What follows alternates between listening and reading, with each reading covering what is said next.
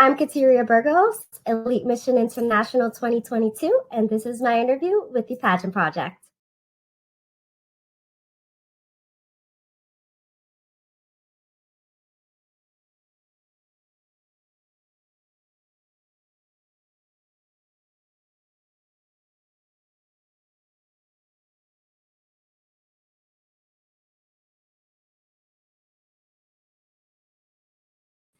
Hello, everyone. Welcome to another episode of the Pageant Project. My special guest for today is Kathyria Burgos, who is Elite Mission International 2022.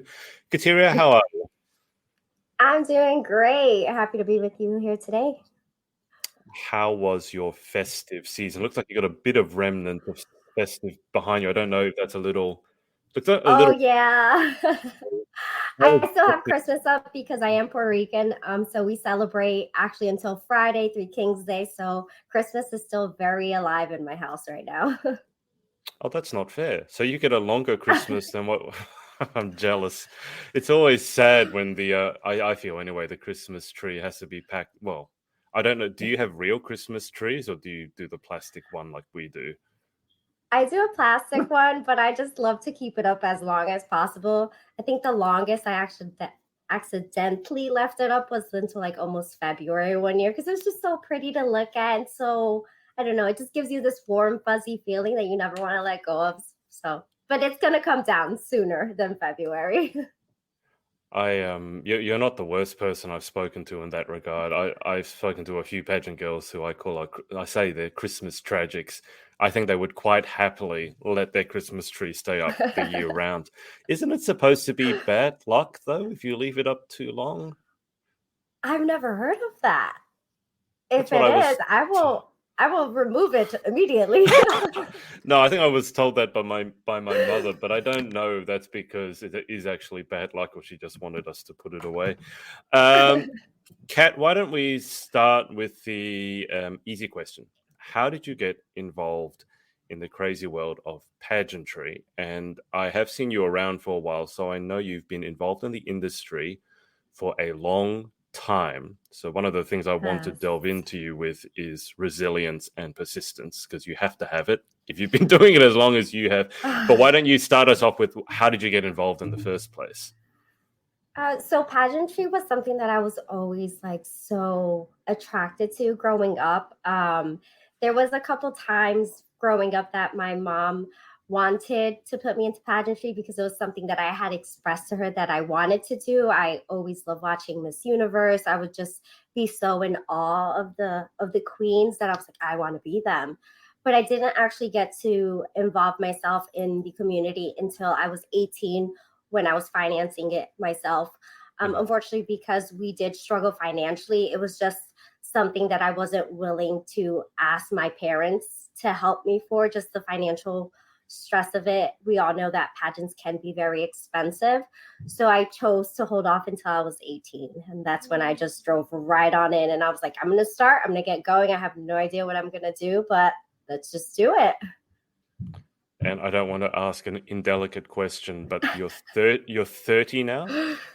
I just turned 30 this year. Okay. You mean last year? Well, no, yes, it's 2023, actually, Okay. right? Yes, Yeah. June of 2022, I turned 30. Okay. Just wanted to clarify that. Yeah, it's 2023 now. So you started when you were 18, and you funded it yourself, which I think, kudos to you having the maturity at 18 to realize you don't want to put an extra financial burden on your parents. But walk us through the journey, let's call it, from 18-year-old Kat to 30-year-old Kat who has a crown on her head now. Walk us through. I don't know how long it is and whether you can remember all of it and maybe whether you want to remember all of it. But walk us through what you can remember of it.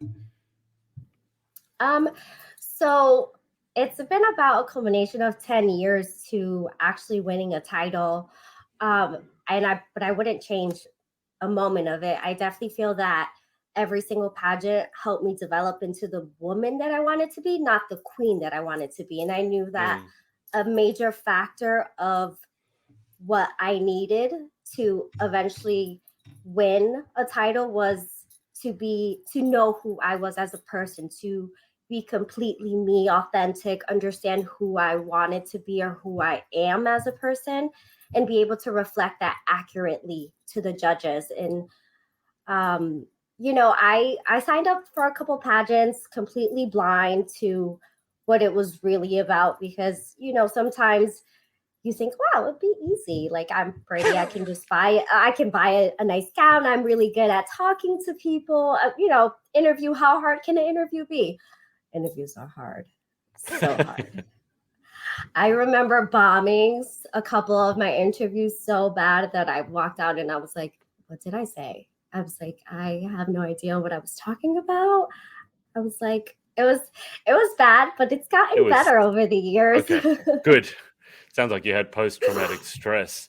So I mean, I think a lot of women go in, regardless of their age. I think when they first go into it, they don't really know what pageantry is about. I mean, No. yeah, how could you? I mean, you've got to experience it firsthand before you really know what it's about.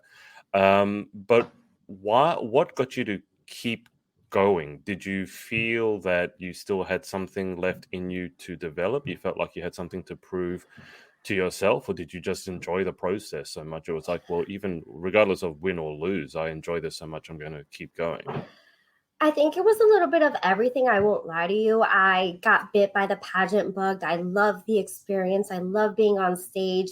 The experience itself of being there with the other women, that's something that you take with you. And it doesn't matter whether you win or lose. You walk out of there with, I have lifelong friends from some of my first pageants, which were years ago. Like, I still connect with these women. I now see their children growing up. I have seen them, like, through the transition of their life, just as they've seen me. So it's a little bit of everything. Not only did I knew I had it in me. Like, I knew this is something that I wanted, not because of the title or the crown and the sash, but I knew in my heart, it's always been a passion of mine that I was like, this is just a calling that I just can't shy away from. Also, I'm not gonna lie to you. I'm the kind of girl that if you tell me I can't, I'm gonna go until I show you I can, because I know I can.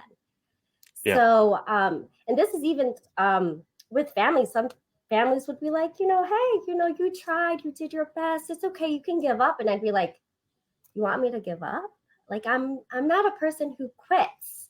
So for that, I'm gonna sign up and I'm gonna do better next time around. So it was just something that has always drawn me back. I don't even think that once I move past being a contestant, I don't even want to leave the pageant world that way. I even want to transition into becoming a director, because this is an experience that I know helped me develop to become the person that I want to be. And that's an opportunity that I'm not willing to pass by, that I can share with younger girls. Let me ask you this. So you started when you were 18, and Yes. over 10 years later now. Now, anyone over that time period would change and grow, etc., etc. But having competed in pageants, what do you think that added to your self-development journey? Like, what skills do you feel you learned, or what parts of your character did it develop, or what parts of yourself did you have to sort of confront, if that's the right word, and go, well, I'm not so happy with this about myself and I know I need to work on it? What aspects did pageantry add to your growth over the last 12 years? Well, it definitely allowed me to become a more authentic person, because I feel that pageantry requires a lot of self-discovery. You have to know who you are, what you want, and what you stand for. The cookie cutter answer of I want to change the world with no meaning behind it, you can say it, and you can say it in a beautiful gown with the best looking hair, but they're looking for women who want to, put change into this world, to actually do good. And it not only did it helped me definitely grow my interview skills. I have no problem now public speaking. I allow myself to put myself in situations where I'm uncomfortable, because I understand that being uncomfortable means I'm going to grow from the situation. It did growing up, I did have a lot of body image, and I did suffer with anorexia and bulimia. So it was something that Mm. it took a while for me to be able to um, get a hold on like my body, because I understood that, we have to stand on stage in the swimsuit. I'm like, Yeah. but how can I stand on there if I'm not confident in who I am in this body? And at that stage of my life was in high school. So I was, Right. very much unaware of who I was, who I wanted to be. I'm just going through the motions. I'm 15, 16, thinking that I have to be, super tiny. I'm not beautiful in my skin. And the process of, joining a pageant, prepping, getting ready, getting on stage, win or lose, like that helped me understand, like, hey, I am more than just the outside. There's Mm. so much more to me. So it's definitely been, I feel, a beautiful experience for me. The highs, the lows, the bad, the good, the ugly, because we all know that it's just not the easiest path sometimes. Everyone Mm. has a lot of things that they sometimes have to overcome, but I feel that I wouldn't change a single second of any moment of it. Can I just ask you how you felt? I mean, you identified that you suffered with some eating disorder, some body image issues, and particularly when you were so in high school, and then when you entered pageants, would have just been just after high school, 18.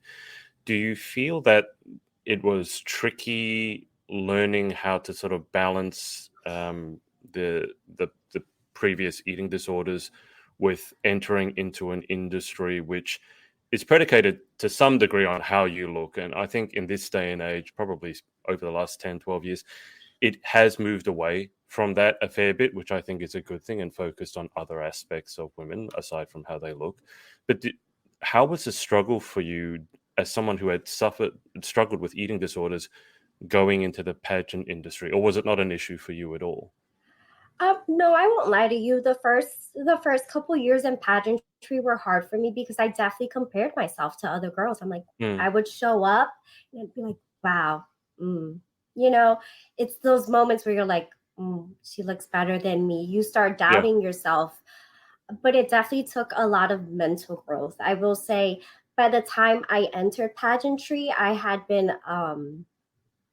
my mother had already stepped in and helped me because Hmm. when I was during the highest point where I was suffering with all these body issues, I was 15, 16. So, by the time I ended up graduating high school, I had a better control on understanding that, you know, having this eating disorder isn't going to make me feel better. Not eating isn't going to change the way how I look at myself.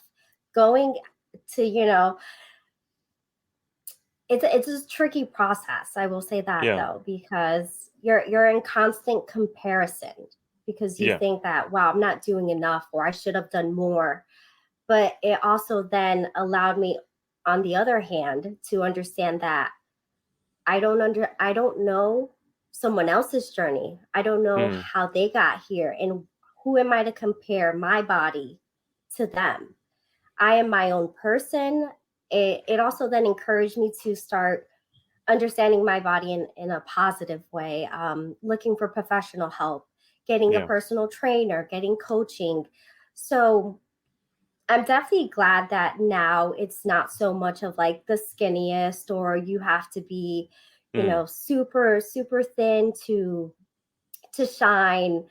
I've understood now that it's not about just only face value. Mm. It's what I've developed past this, because this is only temporary. Eventually, I'm gonna grow older and not my body's not gonna look the same. I have to understand that I have to love me at every single stage of my life. Um, Mm. so for girls that are suffering with eating disorders and have suffered with eating disorders, I do feel like it's a fine line to thread on.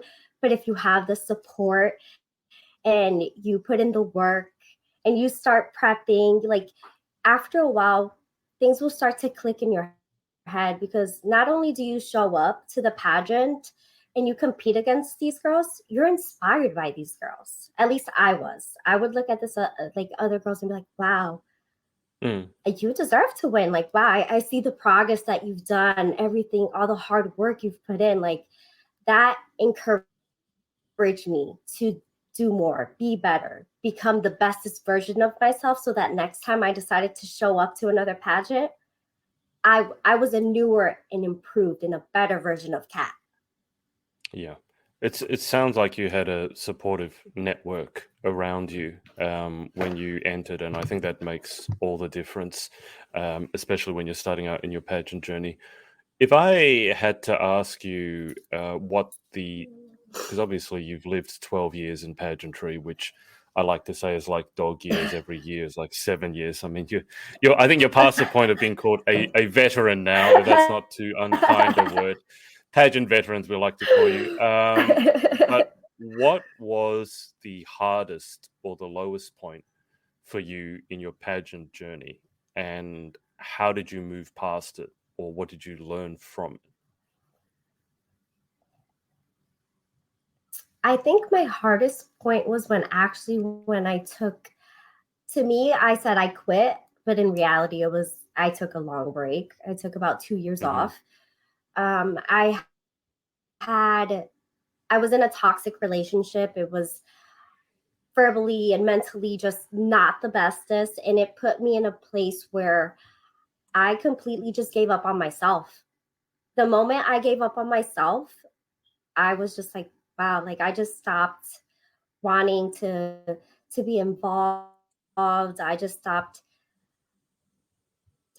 being Kat, because that relationship affected me so much that I thought, this is my whole world. This relationship has taken over my whole life, even though it's not the best. It's like Mm. that's the only thing I could focus on. And it pushed me into the darkest place, the lowest place I've ever been, but it also allowed me to have the biggest comeback that I felt that I needed to have, because it really allowed me to see how resilient I was, how, that fire, I realized that fire was never gone. Maybe it was dim and it was low and needed to be nurtured again, but it was still there. So once I finally broke free, I was like, no, I'm not going to give up on myself anymore. Like Mm. I can still do this. I can still make my dreams come true, no matter what anyone says, no matter, even if it's been 2 years. I'm like, I'm going to do it. So I jumped right back in, and then I started competing for Connecticut USA that following year.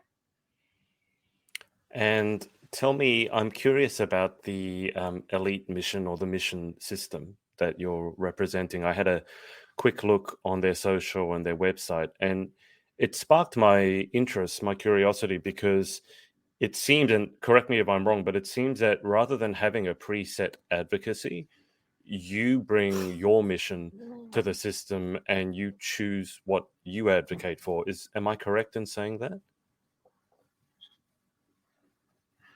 Yes, absolutely. So the Mission International system is basically, we're not trying to fit into their mold. They are adjusting the organization to fit into us for a year. Like, it's not, and I that's the part I love about it. They're not trying to change who we are or what we're really passionate about or what change we want to bring forward in the world. They're allowing us the opportunity to share Hmm. that with the world in a massive way, in a bigger platform. And I think that's why it's so special, because we're not being forced to be a a pageant patty of what they want, or Yep. this person that they expect us to be. They're accepting us and loving us and wanting to showcase everything that we want to showcase. Our director's like, hey, what do you love? Like, what do you want to share with the world? Hmm. What are you passionate about? And I think that's something truly game changer, because it's not like we're having to force ourselves to be anyone else that we don't want to be, or having to pick up a platform, an interest in a platform that isn't really something that we Yep. advocate for. It is truly, who are you? What do you want to, what is your message? Let's share that message. There's no changing it. There's no altering to fit their Mm. motive or their platform. It is you are truly seeing us as who we are without the crown. And that's why I love it so much. I'm so thankful and grateful that I have this opportunity to be the first to lead Mission International and pave that way and really show women that we don't have to change who we are to win. We don't have to be anyone else other than who we are. How, I mean, that sounds amazing. How does that work, just in the reality of it? So you bring your mission, so to speak, Hmm. to the pageant, what you're passionate about and what makes you you, which I think is great because I think when pageant queens or pageant contestants take on an advocacy that they're sort of in, quotes, forced to, it just doesn't end well. And I think it would be a lot better if people actually advocate for what they're passionate about and what they're knowledgeable about because their whole life has probably been pointed that way. But how does a system support you in spreading your message? Are there certain events that they organize for you? How, I'm curious as to know how that works. So of course the organization, they're basically working on alongside us. Like coming up, we have, I should probably be saying this, but we get to go to Miss Universe this upcoming week to actually attend. And I am so excited. But while we're there, they booked, they, they scheduled volunteer events for us that suit specifically our mission. Oh We wow, have okay. the opportunity to go to a local mission center over there to, my mission is helping homeless and families in need, children that are struggling, because that's something that I grew up with. And so having the opportunity to go visit another state and Mm, share who I am and do that is awesome, because they're not telling us like, oh hey, well you have to show up to this event on something that has nothing to do with what you actually advocate for. yeah, Like, no, we're gonna book you appearances. We're gonna work alongside what you're passionate about, and hey, they find us, they help us. We have conversations all the time on like what we want to do, what mission trips. Um, so they're very much our support. They're not asking us to, be this person, or just for an appearance. mm, You have to say that you advocate for X, Y, and Z, when in reality, that's not what I advocate for. I advocate mm, for families in need, homeless people, children that are underprivileged and struggling. Like that is what I'm passionate about. And I love that all they just want to do is literally just put a microphone to mm. to my voice and be like, say what you have to say. We're just going to project it louder. We have your back. Yeah. Yeah, I really respect that because it actually would take a lot more work to find appropriate appearances for you than to just, a lot of systems, if they have the same advocacy every year, they can just book it in each year without fail. But with each of you having their own or her own advocacy, they need to do quite a lot of homework and find the suitable appearances for you. In terms of your chosen mission, I'm glad you brought it up because obviously I, Mhm. I I wanted to know what it was. And you gave us a glimpse as to why you chose that one. I mean, there are so many advocacies, so many pageants, so many different advocacies. Why did you, why did your heart settle on the, particularly, if I understand it correctly, the children, the underprivileged children, and helping those who are most in need? So I chose that because it's something that I can relate to on the deepest and personal level that not everyone understands, because I've never really been vocal, or as vocal as I am now. It Hmm. actually, in high school, there was a time period where my family was struggling so bad and no one knew. And I kept it a secret because I was so scared of being judged and the repercussions that it could, come. come with for my family and my mom. And she's an amazing mom who was working 2, 3 jobs, but sometimes it isn't enough. So Yeah. in high school, it was actually my senior year, and you think you're having the time of your life. It's awesome, it's amazing. But the reality is that for about my second semester of high school, we were living without power. You know, Oh. a hot shower was not a thing that came easy. We would have to, heat up water outside, cook our meals outside.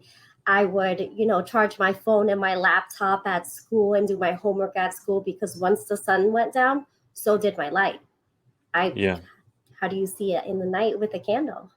Yeah. So we struggled behind closed doors, and only my best friend knew in high school. And I remember vividly one day, one of my choir classmates, she came up to me and she was like, because she made a comment about my hair. She was like, "Your hair smells so good." And I was like, "Thank you." But in the back of my head, all I kept on thinking was like, "You have no idea that I took a freezing shower this morning to wash my hair." But thanks. And Yeah. that's something that just impacted me so much, because I'm like, if I'm struggling like this and I was so embarrassed and so scared to reach out and ask for help, I can only imagine who else is going through this, because I know I'm not the only person. I know I wasn't the only person in school getting a free lunch. My Mm. hot meals came at school. If it wasn't for the ability of me being able to charge my phone at school, would I wake up on time for school every single day? Probably not. I probably would have missed the bus a lot. But these are all things that happened, and I didn't know who to ask for help, because I didn't know if there was a safe place that I could turn to. Mm. I didn't think it was something that also happened to many people. I was scared. I was embarrassed. So as an adult, it just always clicked in my head of there's a little girl, or there's a kid in a school right now feeling the same way you felt. Yeah. What are you going to do about it?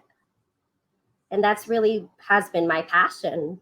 My platform hasn't changed, this depending on the system. Like, that has been my driving force, because that's why I started. Because the great thing about being a queen is that it gives you an advantage of being able to, express sometimes what it sometimes draws in the attention that you wouldn't get as a Yeah. normal person, if that Yeah. makes sense. I knew that I had a more powerful reach if I could be able to share with the world my message. So that's been my driving force. I'm like, I want the world to understand that there's so much that happens behind closed doors. What are we Mm. doing to support our children? What are we doing to help families? How can we show them that we love them, we care for them, and they are safe to come to us for help? And we Mm. won't be judged, because you're welcomed here. I understand what you're feeling.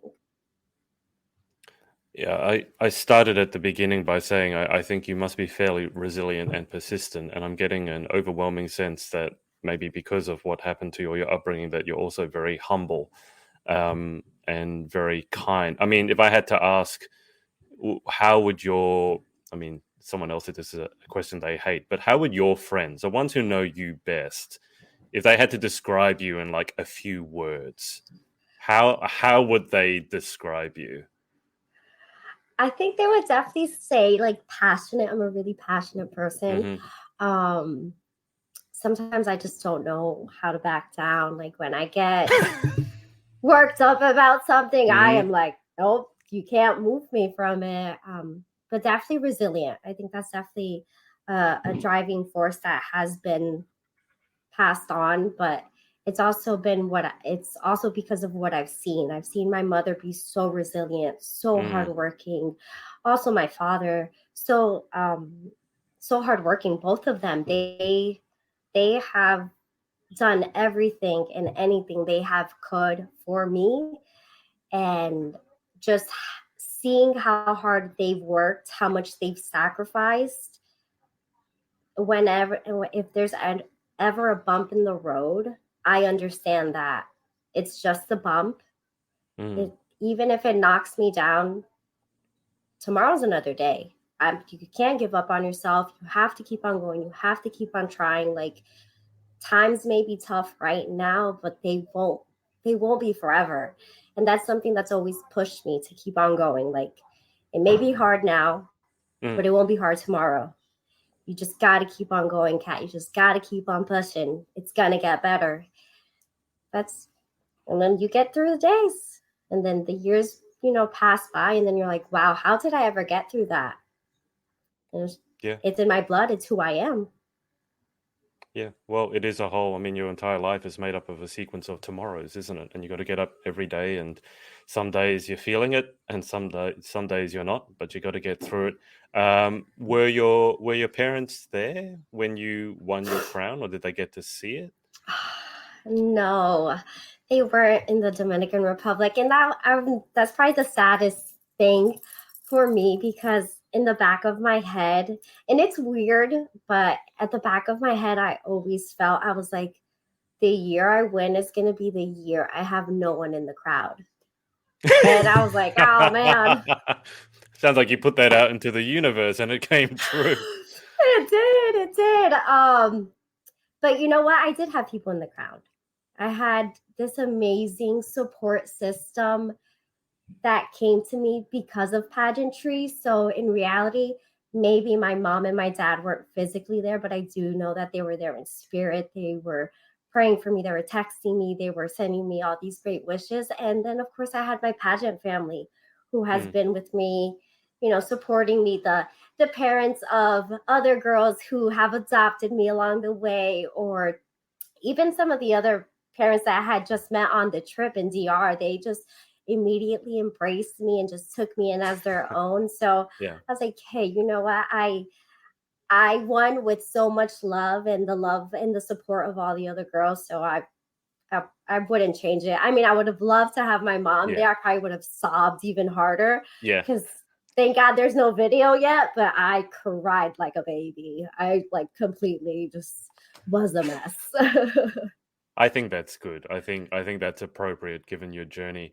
I mean, I imagine that you phoned your mum and dad, or have they gotten to see the crown in person? Yeah. I mean, what was that?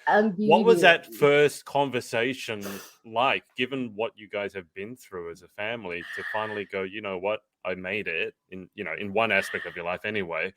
What did that conversation go like? So it's funny, when I video chatted my mom, she happened to be with my brother and my niece. So she was super excited. My mom has been so supportive throughout my years in pageantry.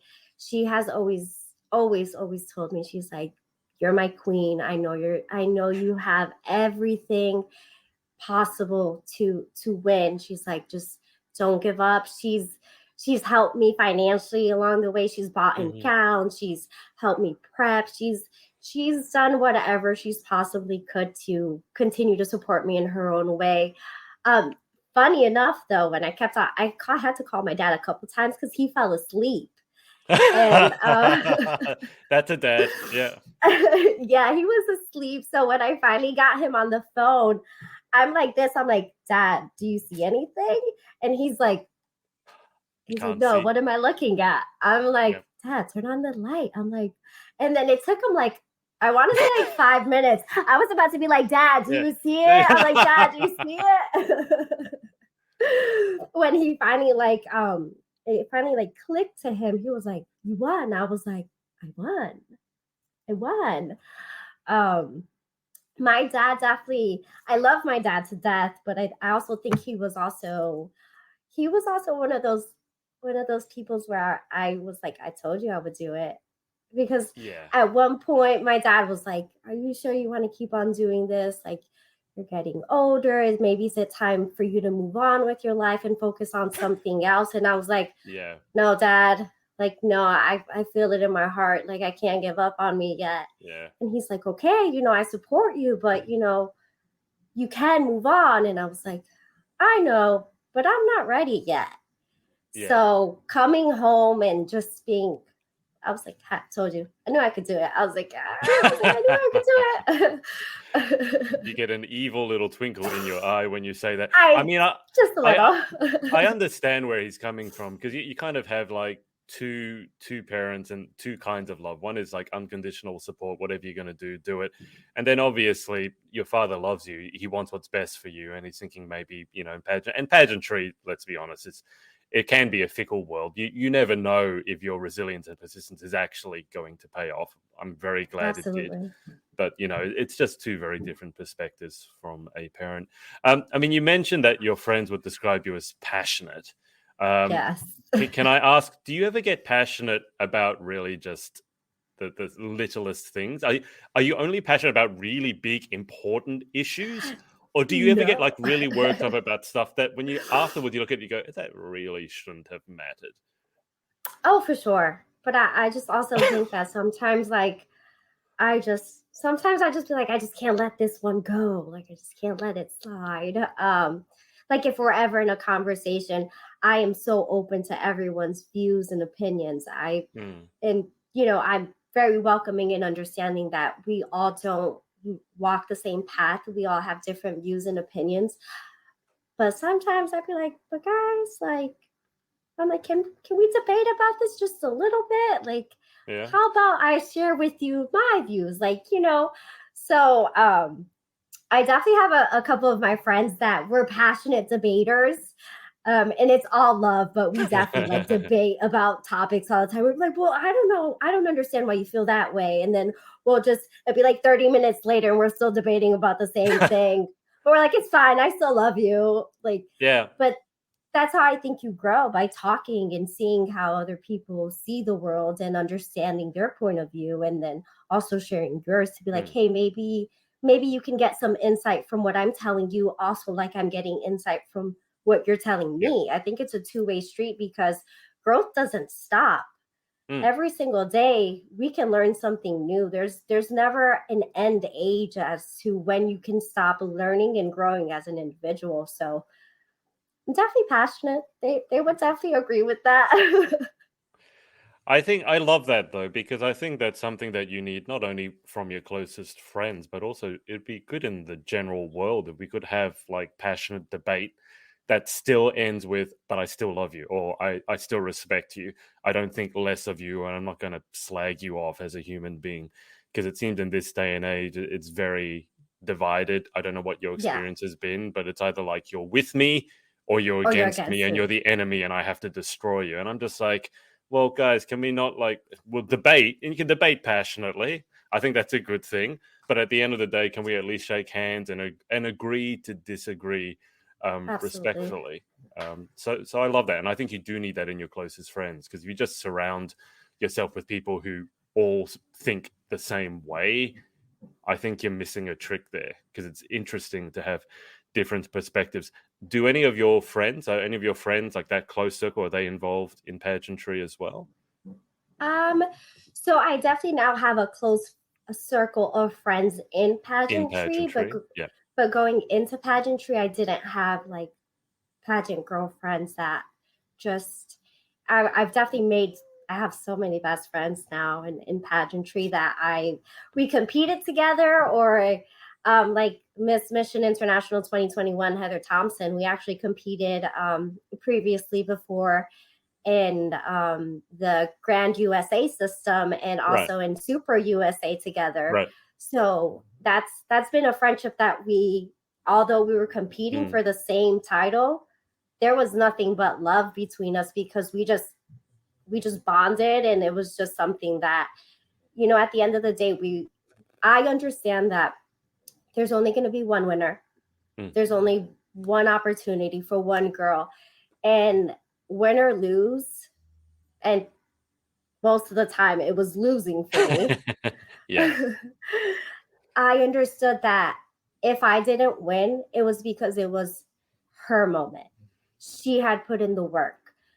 it was a part of her plan to win at this moment. Like, Yeah. so I kept on telling myself that everything had its moment, everything had its time. Every person, eventually, if it was your moment, it would be your moment. And no matter what, nothing could take it away. Like, Yeah. you have done the work, the progression was there, and it was the right time, the right fit.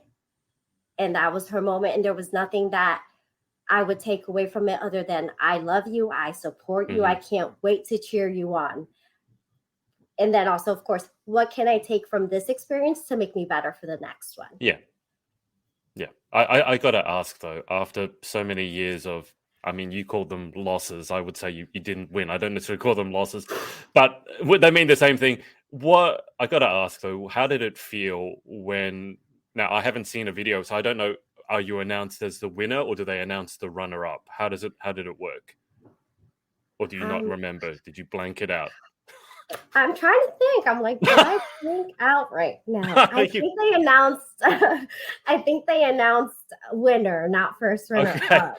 I love how you can't remember, because I want to ask, like, what was the overwhelming, overriding emotion when you realized, however they called it, when you realized, oh my God, I've done it, I've won. This is not a dream, and the crown is being, I imagine, is being placed on your head. What were the emotions? Do you remember, or have you blanked it out? I do. I probably don't remember the wording or how everything, but I remember the feeling, and I remember my hands. I couldn't stop shaking. I was holding on to Shayna's hand. She was the first runner-up USA. And my hands could not stop shaking. I was like, oh my God.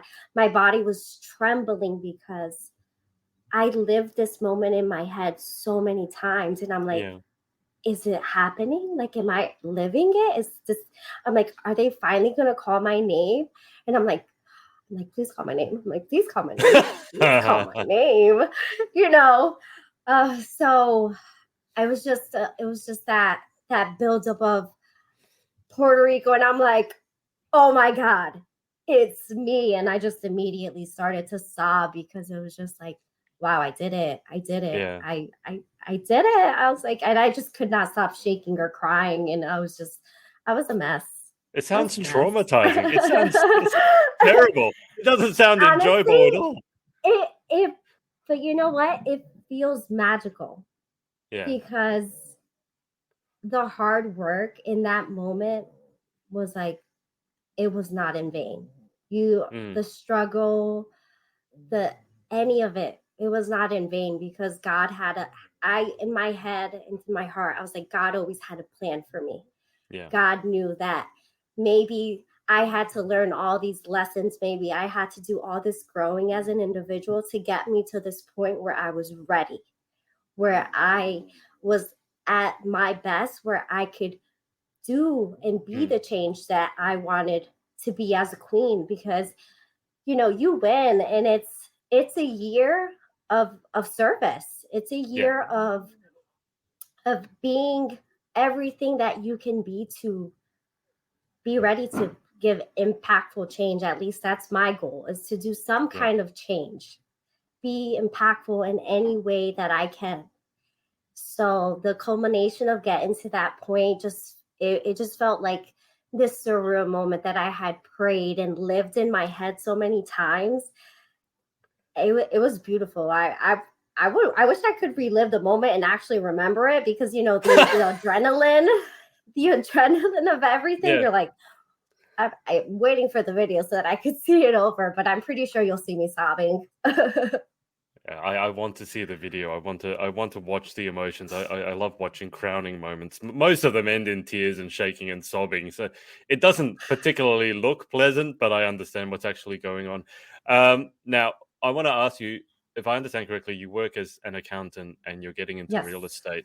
So when you came back to the real world, so to speak, how did that feel? Do your people at work understand and get pageantry and support, and they're excited for you, or do you sort of have to come back and people go, oh, where were you? And oh no, I was just away for a bit. And like, how is coming back into the real world? So my job very much knows me as like a pageant girl. So they were Right. actually watching the lives throughout the week and Oh, cheering me on. It was so beautiful. I came back to my work desk and I had like these beautiful bouquets of flowers and all these signs and everything. It yeah. was just so beautiful to see that, the support was even with my job, like they just they have always supported me and loved me, win or lose. They have my back, and that's something that I completely adore and Well, you so have a. thankful to have. I don't know if this is someone from work, but Eliza Love has said the people at work love and cherish her. Woot woot. So, Aww. So sweet. but I'm Yeah. glad to know you come. I'm glad to know that they support your journey, because sometimes it can be very difficult coming back to the real world and no one really knows what's going on, and they think you were just away Oh to no, compete for a crown. she understands us. They're like, they're so willing to work with my schedule for events, appearances, anything like that, and I appreciate them so much because they they understood that it was my dream, and of course, like, this is my job, so I have a Mm, responsibility to my job. But they have never once told me like, hey, you have to pick or choose either your job or your yeah. dream. And that's something that I am so grateful for. Let me just back up to your mission for a second. Mm-hmm. Obviously, helping the underprivileged, particularly focusing on children.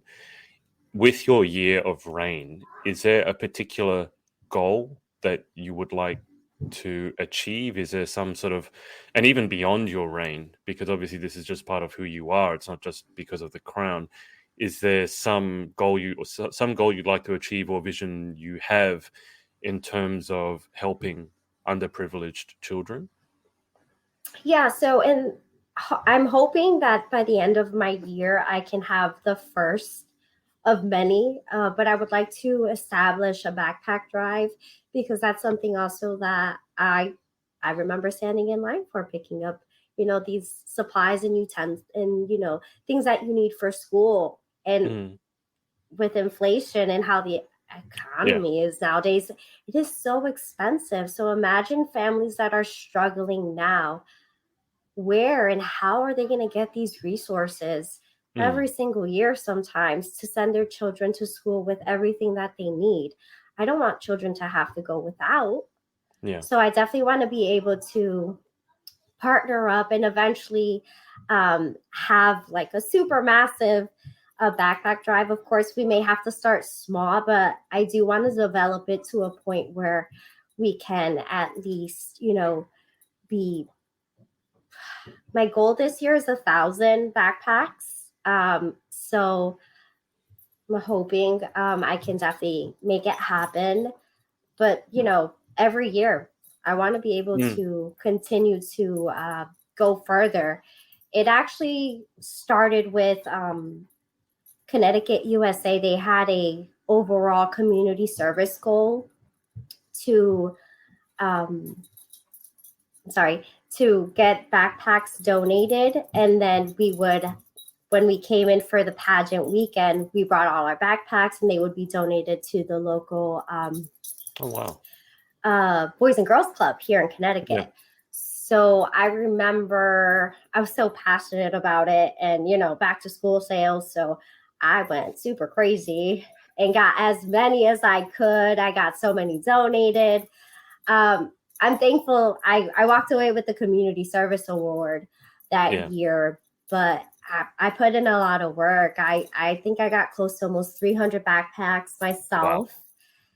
And I just kept thinking about the kids, like, hey, there's going to be a little kid that's going to Mm, grab his backpack and be so happy. And I remember that because I I remember being those kids. I keep on putting myself back in situations where like I remember that feeling. So I'm like, oh, yeah. okay. So how can I help? I was like, if I can help, I'm gonna go all in. And that's really my goal, to be able to hopefully be as big where I'm serving as many kids as I can, but if I have to start small, I will. But hey, even if you're helping one, two, 20, or 1,000 kids, Yeah. it's a difference. It makes them, it reminds them that they're special and that they're loved, and that, you know, they don't have to feel less than their peers. Well, I think if you were able to do 300 by yourself, then 1,000 is certainly doable. So, and it sounds like a very worthwhile cause. Kat, just before we get to the final 10 questions, is there Okay. anyone you would like to give a shout out to for supporting you? Of course, my family, my friends. I also just want to thank my amazing organization for, you know, accepting us and loving us, and being the support that we need as queens. To all my friends and family who have never stopped being my biggest cheerleaders. You guys have no idea how much you guys have fueled me to never give up on myself, because if my village never gave up on me, there was no way I was going to give up. So I'm so thankful to have these amazing people in my life who love me with and without my crown. You know, there's just, I have an infinite love for also all the people in the community, in the pageant community, who have supported me, and they never even met me before.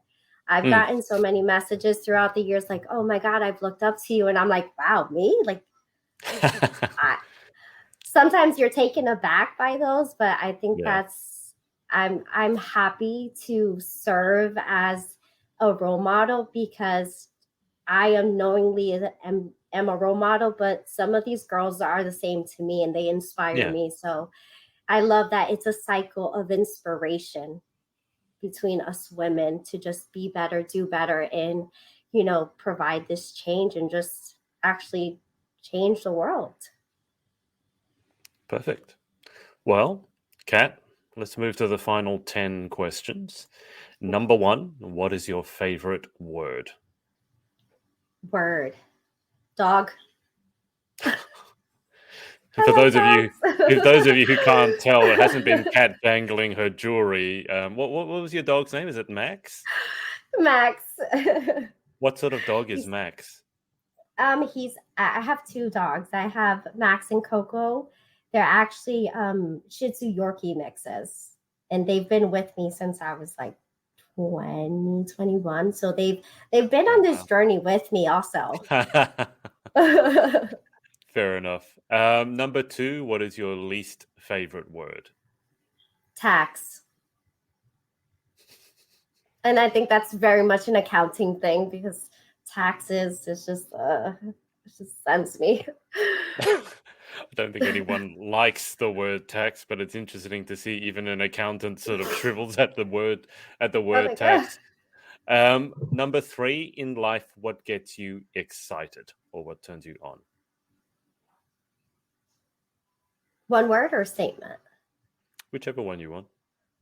Mm, I want to say the possibility of new beginnings, because, you know, there's every day there's always that possibility to, hey, maybe your life right now isn't what it is, isn't what you want it to be, but the possibility of it being what you want it to be is always there. That Hmm. that does not go away. So I love that. Question four, what turns you off? Hmm. Um, hate and cruelty. That I just feel like in this world, in this day and age, there shouldn't be any space for hate and cruelty anymore. We should be past that. We should want to be better than that. So I really hope that as individuals, we are all want to continue to pour love into this world, because pouring anything else other than love into this world is just, there's just so much else, hate, war, you know, racism. Why do we want to pour any more of Hmm. that into this world? Like, let's be better, let's do better. Question five, what sound or noise do you love? Hmm. Oh, this sounds weird, but popcorn. Popcorn popping? Mm-hmm. I'm addicted to popcorn. I know something good is happening once I hear it popping. I'm like, oh, yeah. Fair enough. What sound or noise, question 6, do you hate? What sound or noise? Ooh. I don't think there's anything specifically that I hate, but I'm pretty sure the sound of chalkboard, like your nails on the chalkboard, that just has a really bad ick in the back of my brain forever. I was just like, I just can't even think about it. That I'm just like, oh, it's not for me. Question 7, if you could have any superpower, what would you pick and why? If I could, I would love the ability to heal others. I think that would make such a world of a difference for someone. I mean, of course, we understand that sometimes there's just certain things we can't heal, but Yeah. having the ability to heal someone and give them a whole opportunity on life is just something that I would I would give it to everyone and anyone that I absolutely could. Question 8, what job other than your own would you most like to attempt? I want to become a pageant director. I'm going to become a pageant director. It's on my board, and I'm gonna make it happen. Your board. Do you have an actual board, or is this a metaphorical Yeah, board? a vision of no, like on my vision board. Right. My long-term vision board is to become a pageant director. Right.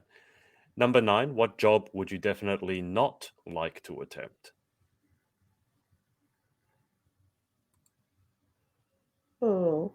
I don't want to work.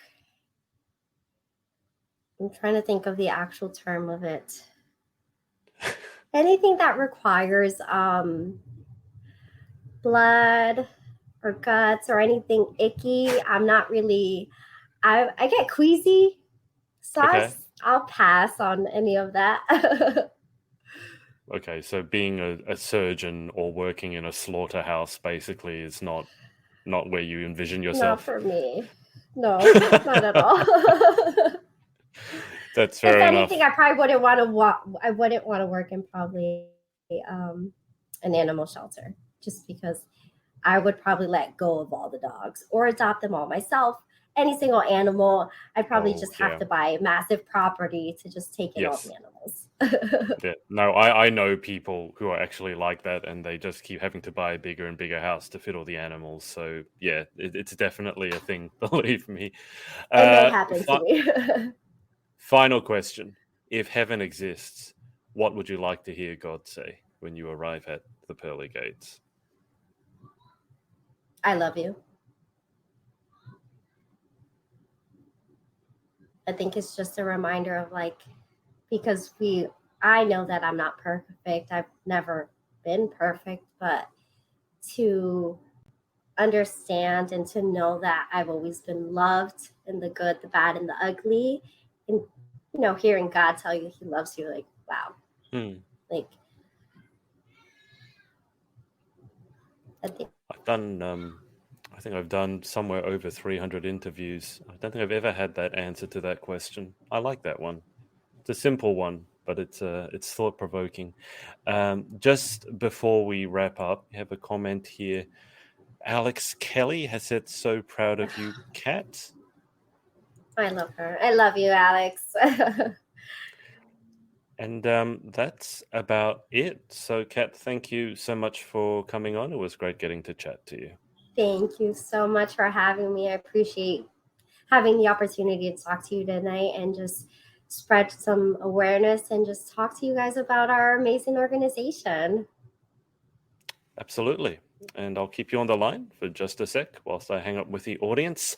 But thanks to everyone for watching, and we will speak to you next time. Bye for now. Bye. Hey, thanks so much for watching. sorority access is now open. So if you'd like to join an amazing group of women and learn how to be the most powerful, confident, and impactful queen possible, head to thepageantsorority.com. I'll see you there and see you in the next video.